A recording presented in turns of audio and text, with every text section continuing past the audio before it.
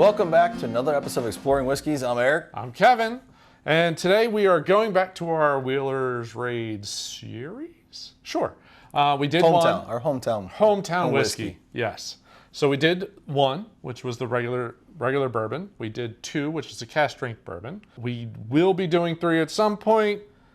This is four. Four is their regular rye. So I'm going to guess five is probably their cask strength rye. Just a guess. It seems to be kind of their flow. We've went through some of the history. Mm-hmm. They're named after a battle that happened near, just south of... I have it here. Nolensville. Yeah, I think it was like a mile south of Nolensville. I don't know, back in the 18 something or others. I can't remember the exact dates. They're supposed to raid the... Supposed to burn the... Union troops, but they... Not the troops, the wagons. Wagons. But it was Exactly. It was full of spirits. Yeah, they Realized, realized you can't waste those. they realized it was full of whiskey, and they decided instead of burning it, we're just going to take it. That was Wheeler's Raid, general, Confederate general at the time. Outside of that, we know they started 2016.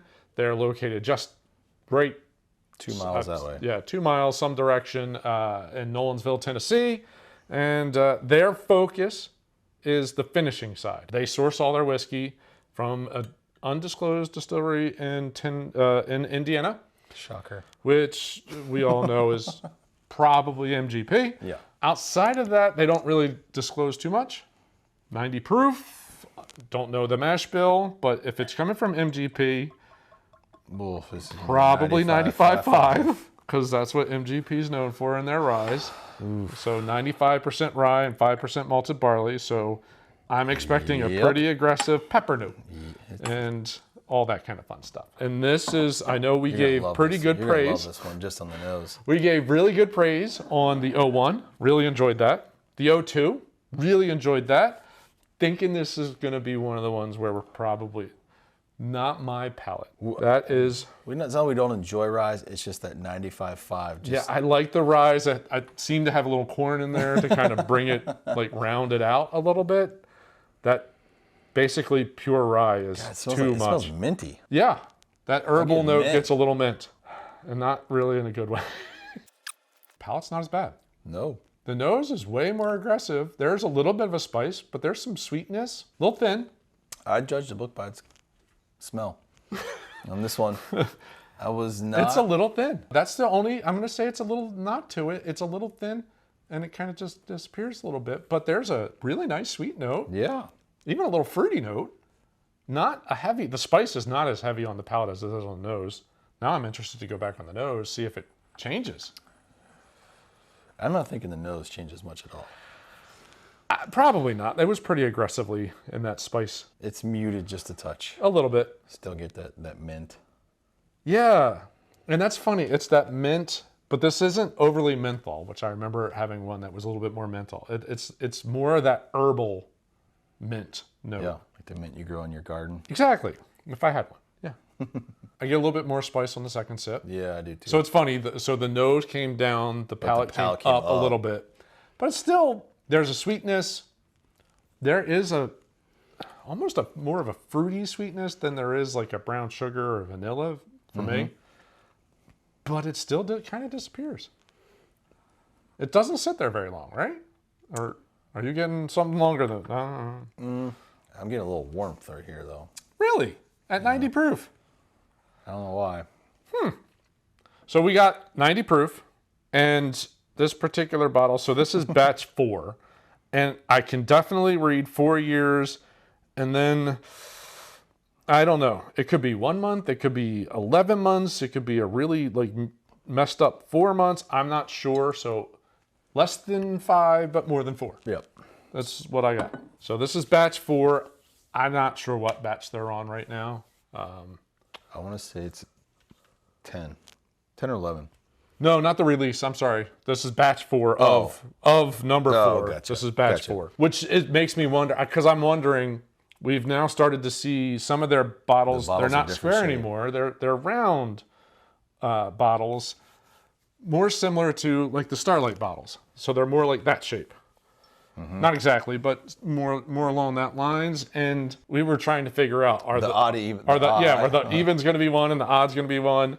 Or was it they stopped doing this and what was moved all to available? the circles or something? I don't know. Well, there was a shortage of glass there for a while.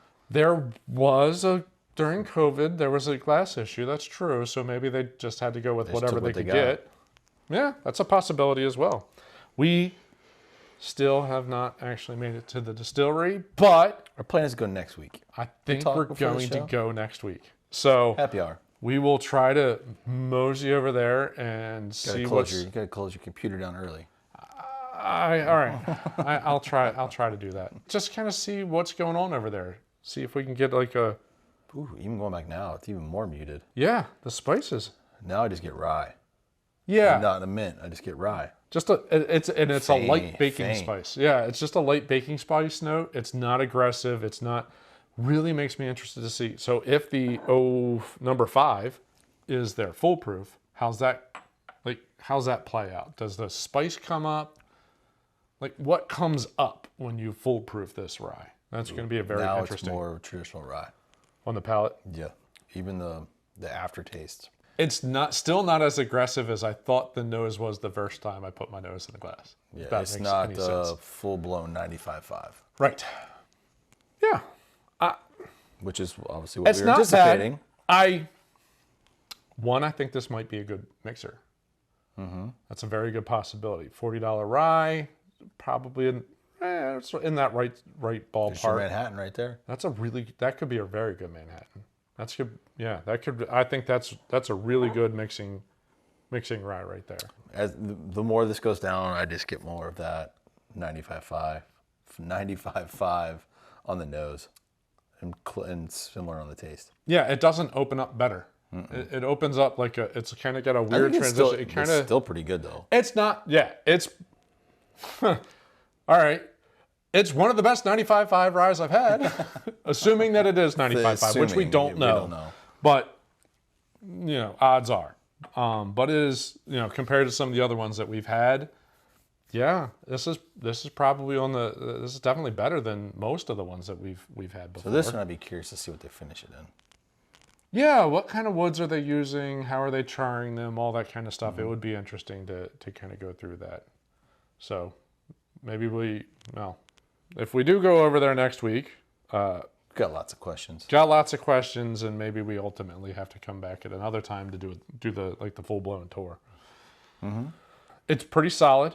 If you can find it, I definitely think this is a great mixing rye. Especially I think for it's $40. Yeah, and the price point for a rye, that's really solid, 90 proof. It's similar to like the Michter's, kind of similar. It's not the same thing. A little bit cheaper, pretty close to the same proof. Yeah, I mean, it's not bad. I didn't have high hopes for it, and it's better than I thought. That's such a backhanded compliment. But it is, it is what it is. We all know that ryes aren't my bag. No. So overall, not too shabby. It exceeded my expectations for me. Like I wasn't going into it with high hopes, but Right. as again, I'm curious how they finish it.